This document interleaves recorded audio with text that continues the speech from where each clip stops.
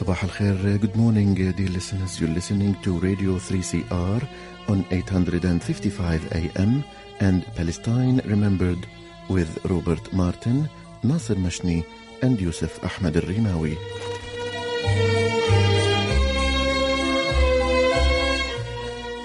Palestine Remembered is Australia's only English language radio program that is totally dedicated to Palestine. We'd like to welcome those listening on 855 and those that will join us on podcast at 3cr.org.au.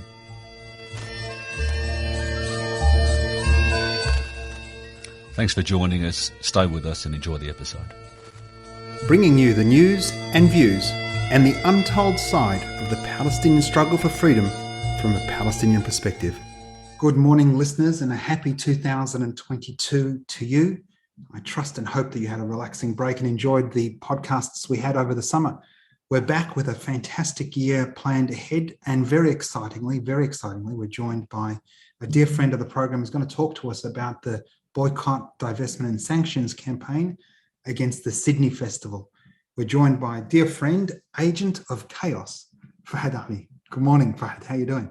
Good morning, Nasser. It's good to speak to you. We spoke about this before we started recording, Fahad, but Agent of Chaos is our new synonym for activist. We're moving forward beyond activists. We've grown to agents of chaos. I love it. So we'll trademark that for Palestine Remembered. We're going to talk about the campaign. Most of our listeners will be aware of the campaign from what they've seen in social media of late. But in fact, you guys started sort of October, November last year. What alerted you to the challenge there? And what is the challenge? Yeah, so that's right. Last November, the Sydney Festival program was released, and almost immediately, because there were quite a few artists involved who were from Arab background, the presence of this logo on their program that said Israel in big, bold letters was quite concerning to them. And it wasn't clear at that stage why it was there and what was the nature of this partnership or the sponsorship that the Sydney Festival had with Israel. So at the time that was going on, Sydney Festival had actually extended an invitation to Dr. Michael Mohammed Ahmed to join their board.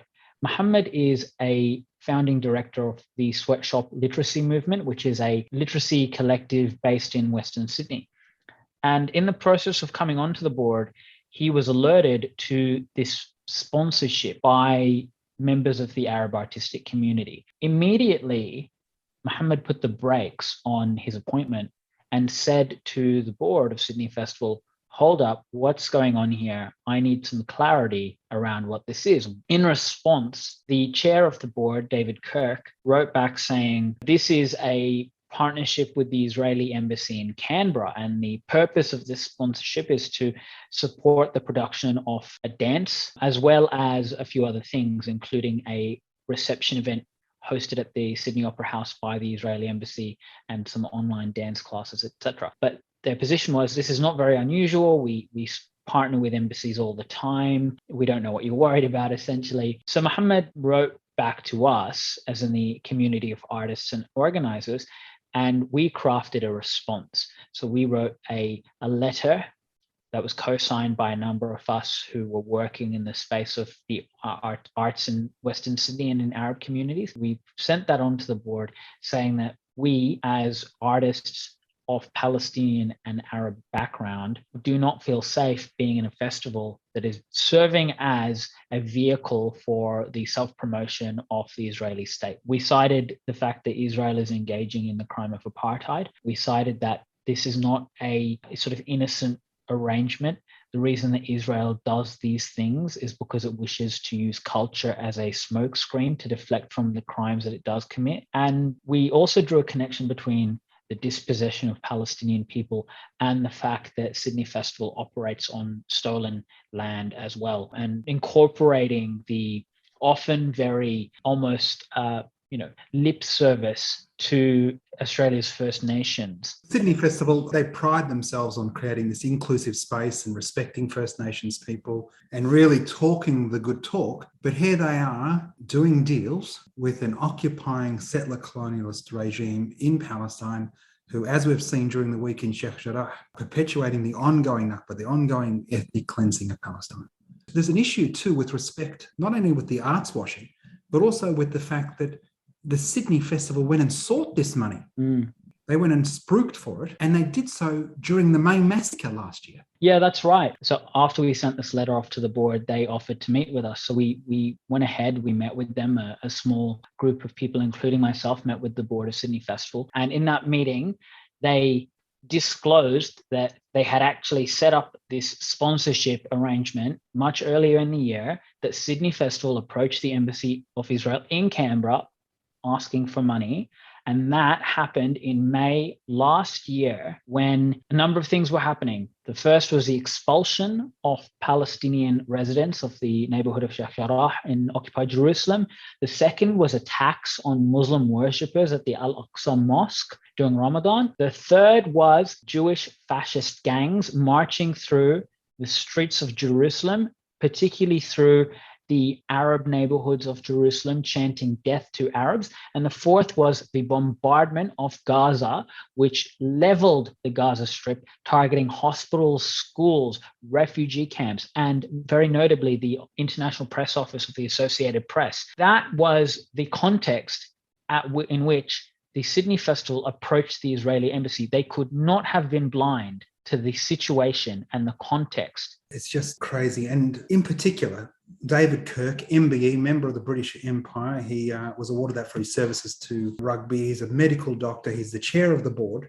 This is a guy that boycotted the South African team in the 70s. And yet here he is standing by. I mean, he's apologised, some sort of wishy-washy apology, and probably almost said they won't do it again, but he won't move back. They won't back down. Fahad, as I know, something over 100 artists, performers, staff have withdrawn. So the impact on the Sydney Festival, somewhere between 30 and 40% of shows have been impacted in some form.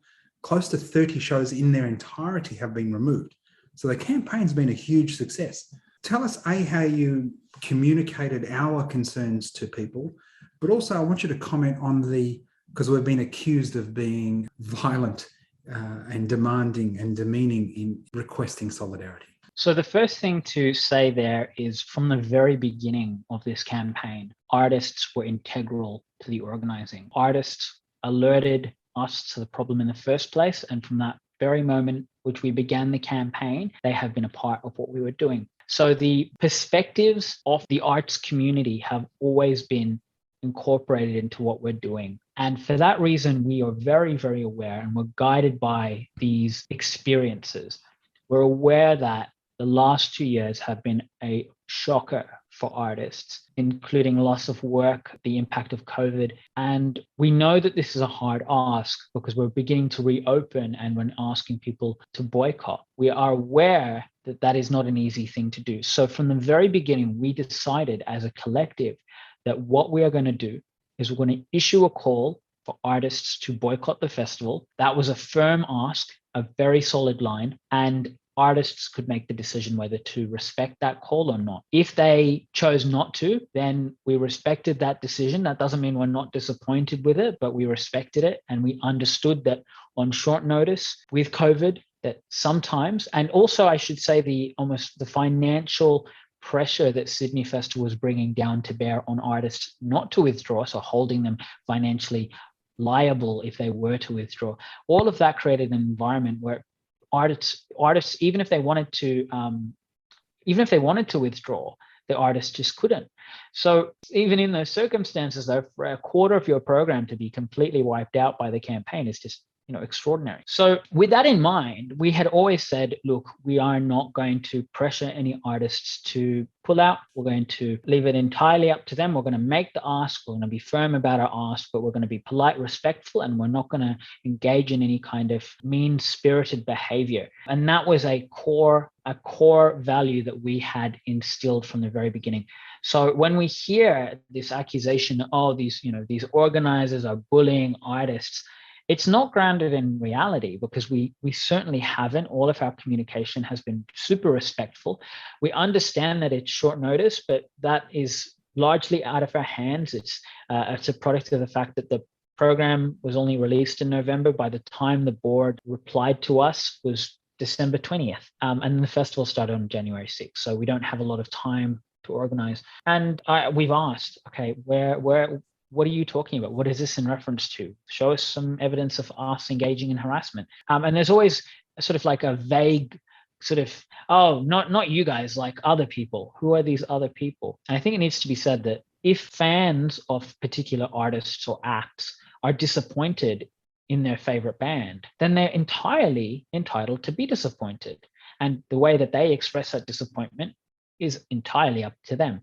But that's not a campaign issue. That's something that artists need to be more conscious of in terms of the relationship that they have with their audience. Absolutely. And we can't be held liable for that. What we can do is to say that we are trying to build a campaign that is built on a principle of justice, and recognizing that we are not going to put people in positions where we kind of reproduce almost the violence of the Zionist regime. Indeed. One of the things that's been most heartening for me, I mean, these are big names. We've had, the output of the campaign is without peer with respect to a single Palestinian event, and particularly with respect to the BDS campaign, because the BDS campaign, the Boycott, Divestments and Sanctions campaign, has been sullied. I mean, it is a pure movement. It is asking for a simple act of solidarity. It's a call by Palestinian civil society to show solidarity with Palestinians under occupation, for their just right to self-determination, for peace with justice, for restorative justice. But we've been maligned by this smear of anti-Semitism, and as if Palestinians are not upset with the occupation, as if Palestinians are not upset with the ongoing violence, not upset with the prison camp that is Gaza, not upset with the refugee status for well into 74 years now, not upset with any of the ethnic cleansing. We're only upset with our occupier because they're Jewish. In fact, if the Sikhs were occupying us, we'd be okay. The single reason that we're upset is because our occupiers are Jewish, and nothing to do with the violence that's being perpetuated. It's only because they're Jewish. Well, in this movement, this campaign, whether it's online, in the media, in polite society, BDS has been shown for what it is, a call in solidarity with an oppressed people. And when you talk about the names, I mean, I'm super excited by the Indigenous solidarity between the Indigenous acts and people like Amy McGuire, who have shown amazing solidarity with another Indigenous people. But then, the white breads, if you will, like Judith Lucy, I mean, somebody I didn't know would be anywhere near us.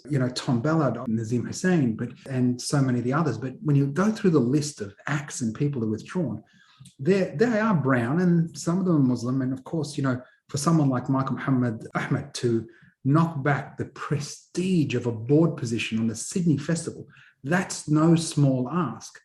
And this is a man who's not Palestinian, but he understands what intersectional struggles are about. And sitting on that board, it's a huge impact in calling for the boycott, in getting these names. I've noticed from the outside just how well planned it's been. It's been systematic, like every sort of 3 or 4 days, boom, somebody else drops. And it's got a momentum of its own. A huge credit to you guys, because obviously beyond the just call and the desire of well-meaning people to sympathise, empathise, participate in and respect that call, there's a compelling call from the arts community to participate in, a political action, because arts is intrinsically political. Real art is political. Real art is truth to power. Yeah, and I think the interesting thing there, and something that we need to bring into the frame, is the fact that arts funding is also political.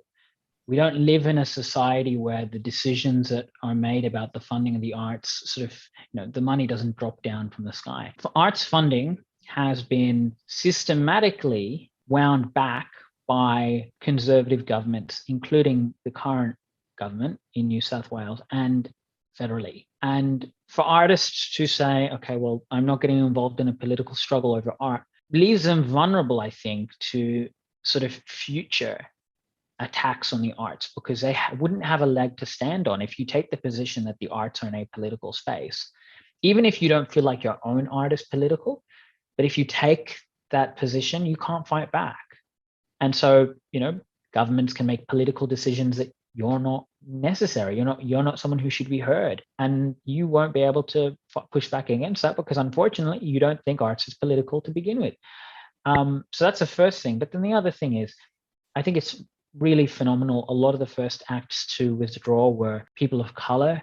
There were First Nations artists, and they made up the bulk of the people to pull out at the very start. And that's, I think, a indication of the fact that people who have lived and suffered under settler colonialism can see it for what it is when it happens to someone else. Subsequent to that, we also had a lot of people who aren't people of color withdrawing, and that's been amazing to see. I want to, in particular, give a shout out to the queer community. A lot of the artists who pulled out were queer, and just especially thank Bankstown Poetry Slam and Arab Theatre Studio, the two organizations that from the very get-go had said, if you go ahead with this funding, we're pulling out, well before the campaign was even established. So a big shout out to them as well. Brilliant. Let's put into context the challenge of the Sydney Festival, accepting apartheid Israel money to arts wash their apartheid. Now, during the week, we touched on it earlier on, the Salahiyya family in Sheikh Jarrah, in the middle of the night, they were arrested, disappeared, and their house was bulldozed. The night before,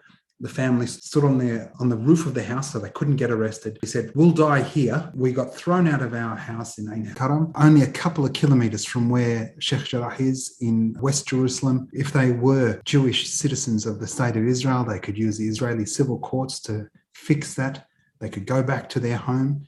But as Palestinians in an apartheid state, that legal redress through the civil system, civil courts, is unavailable to them. That's apartheid 101. The Nakba of 1948 for Palestinians is an ongoing daily crime. Listeners, a reminder, we're speaking to Fahad Ali out of Sydney, one of the co-organisers of this fantastic event. Fahad, tell us one of the challenges of accepting apartheid money. Israel has been found to engage in the crime of apartheid, and that's not something that is, that is not a vague accusation. That is a legal opinion that was issued by Human Rights Watch and more recently as well by an Israeli-based NGO called B'Tselem, on the basis of a number of factors. A, the differential treatment of Palestinians and Jews before the law in Israel, and the intent to maintain a system of dominance and supremacy. On that basis, Human Rights Watch came to the opinion that what was going on is apartheid. And now that doesn't even begin to cover even the tip of the iceberg of the system of domination and control that the Palestinians are subject to. We're talking about forced expulsions from homes. We're talking about restrictions on movement, pregnant women forced to give birth at military checkpoints because they're denied passage to hospitals. We're talking about constant aerial bombardment of Gaza. The list goes on and on and on. Settler attacks on homes, people arrested in the middle of the night, orchards and olive groves burnt to the ground. You cannot give a very quick summary of all the crimes that Israel is committing upon the Palestinian people, but they are so egregious and so utterly visible that you just need to look at one example in isolation to say that is bad. And for Sydney Festival to take money from a country engaging in these human rights abuses is sort of beyond the pale. And people say, well, China engages in this, Australia engages in this, and we don't boycott them. I mean, that argument is silly. It's kind of like, well, are you admitting that Australia commits human rights abuses? And so you've admitted that, but you also won't do anything about that either. Like we people on our side are calling for an end to Australia's dreadful treatment of refugees. I don't see you doing that. So they'll use Australia's terrible human rights record as a shield against having to do anything anywhere else, but then won't even address it here. I just find that so utterly bizarre. Yeah, whataboutism. You don't complain about China. Are you sure we don't? Boycotts are illegal. Hold on. We're boycotting North Korea. We've got sanctions against Iran. This is a country that has got the longest ongoing military occupation in the world. We jumped up and down about Crimea. How dare Putin? For a little moment, we're a little bit upset with what's happening in Myanmar because Aung San Suu Kyi has been held by the generals again, but we really didn't care that much about the Rohingyas. Brown Muslims were, the fact that's ethnic cleansing, but we let that go. That whataboutism, why aren't you complaining about anything else? Why are you only boycotting the only Jewish state in the world? Well, hold on a second. The only Jewish state in the world is oppressing a people, and those people have called for this action. They've called for this action. And in solidarity, we're choosing to heed that call to boycott, divest, and sanction this apartheid regime. One of the things that I get every now and again from Zionists is it's ineffectual. You're using an Apple phone and boycott, divestment, sanction has done nothing. What would you say to somebody who said that BDS is a failure, it's doing nothing? I think that's an interesting sort of accusation because, boycott isn't a dogma. You don't need to boycott everything in the world. You boycott things because they're tactical to do so to achieve the ends that you're seeking. And in this case, we're seeking an end to the occupation. That doesn't mean we need to boycott every single thing that comes out of Israel ever. It means that we make decisions about what to boycott to put pressure on an apartheid regime. It's like Henry Ford didn't boycott horses while he was putting a car together. He was on the horse till he got a car. Indeed. And, the other thing is, I think oppressed people know how best to liberate themselves from that oppression. If we don't boycott, what is the alternative? Palestinians have a history of engaging in liberation struggle. Okay. And they didn't like it when we engaged in armed resistance. They told us, don't do that. Okay. And then we put together a boycott call, which is a non-violent form of direct action. And then they told us, don't do that. What do we do? I had this exact argument Fahad earlier on today with a Zionist. And I said, there's 4 things. Armed violence, we've all agreed doesn't work. And then we had negotiations. Well, in 1993, the handshake on the White House lawns, a Palestinian state was supposed to happen within 5 years of 1993. That's 39 years ago. Armed violence, there was negotiation, and now we're going boycott, divestment, and sanctions, and you're going, we're anti-Semitic. So the 4th option, the one you want us to do, is just to lie down and take it. That's not going to happen. We're going to boycott, divest, and sanction you. We want to expose you for the rogue, racist, settler colonialist nation that you are. And the best way for us to do it is in forums and platforms like the campaign that you've helped co-organise in the Sydney Festival to expose Israel for what it actually is, a brutal settler colonialist nation that is endeavouring to take over all of historic Palestine, all of the Palestinian geography, with as little Palestinian demography as possible. That was our dear friend and esteemed Palestinian academic, Dr. Salman Abu Sitta. Yeah, and I think the other thing here is that BDS, or the boycott campaign, has been massively successful. The call for boycott came out of Palestinian civil society in 2005, backed by Palestinian trade unions, political associations, artistic groups, the whole gamut of Palestinian society represented in this call to boycott the occupation. When it started, they kind of brushed it aside like, what is this? This isn't a big threat, to the point where a few years down the line, they had to set up a anti-BDS ministry that they had to incorporate into the functions of their government to challenge BDS. Apparently it's boycott. It's like both ineffective and also like super effective. A strategic threat to the only Jewish state in the world. The biggest threat. Don't worry about Iran. And, it's mind-boggling because it is successful. It is making, of course it is, massive waves. People for the first time, I think, in this colony are beginning to talk about Palestine in a way that they don't have to do it in hushed tones. It's no longer a dirty word. When the press begins to use the word apartheid, and you're like, oh, wow, they wouldn't even say the word occupied 5 years ago. Yep. This is massive. Now, people like talking about the boycott, or the press, I should say, likes talking about the boycott without necessarily spending too much time talking about why we're boycotting. Like, we are boycotting for a reason, right? Because of the occupation, because of the apartheid. In the first instance, we were boycotting. The only reason we were doing it was because of the dance. And this is another argument I had. I said, I wouldn't care if the Israeli embassy was sponsoring a cupcake sale. And we told the Sydney Festival board, when we met with them in person, that we did not have an issue with the dance. That wasn't our contention. And indeed, if they could find an alternative source of funding, then we did not care if it was like whatever event was in the program.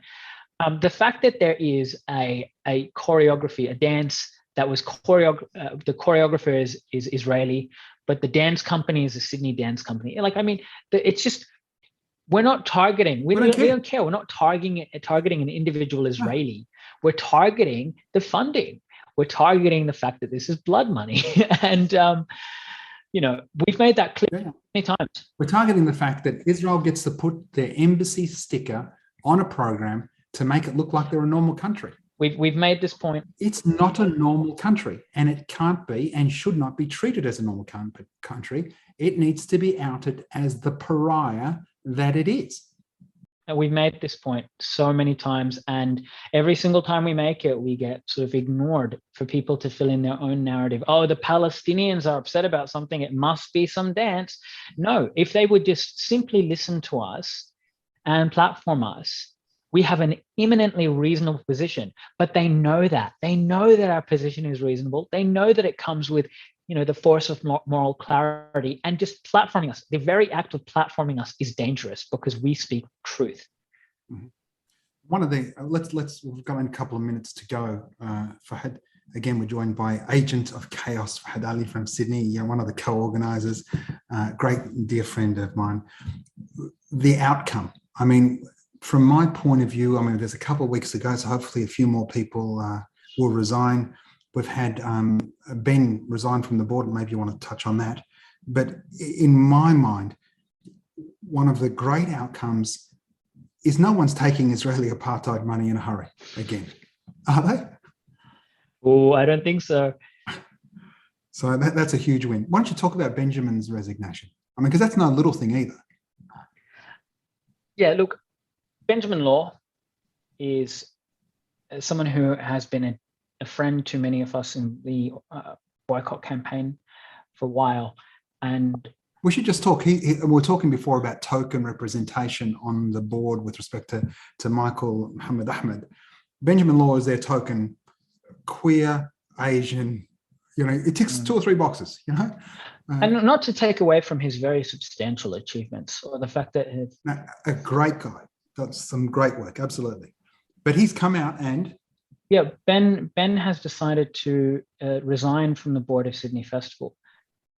Ben recognizes in his statement that the process by which the festival adopted the sponsorship, but also was unable to sort of resolve the issue that it had created, was at odds with his position being tenable. So he withdrew, and that is something that we're very grateful for him doing, and we understand that it couldn't have been an easy decision. I think it's really important to just focus on the key issue here, which is that Sydney Festival decided that $20,000 of sponsorship money, which is less than 1% of their overall sponsorship budget, was worth more to them than 2 of their board members, who were both people of color, and hundreds of artists who withdrew. They lost a quarter of their program withdrawing in solidarity with us, all for $20,000 of apartheid money. And we should just say, I know a couple of Palestinians who in fact offered to replace the 20,000 anonymously. They didn't want any recognition, didn't want a Palestinian flag on the program, but they just didn't want the program to have the Israeli logo, Israeli sponsorship, blood money, as you said earlier. And it just goes to show that this isn't really about money at the end of the day. This is about a board which has, sided with an apartheid state and is throwing artists under the bus.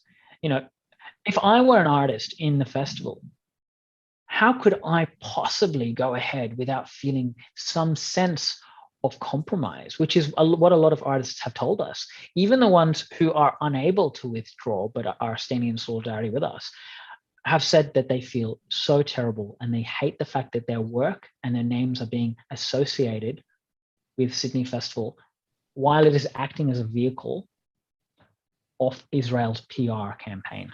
Great way to finish. Fahad, thanks so very much for joining us. Fahad Ali, Agent of Chaos and co-organiser of the magnificent BDS campaign against the Sydney Festival.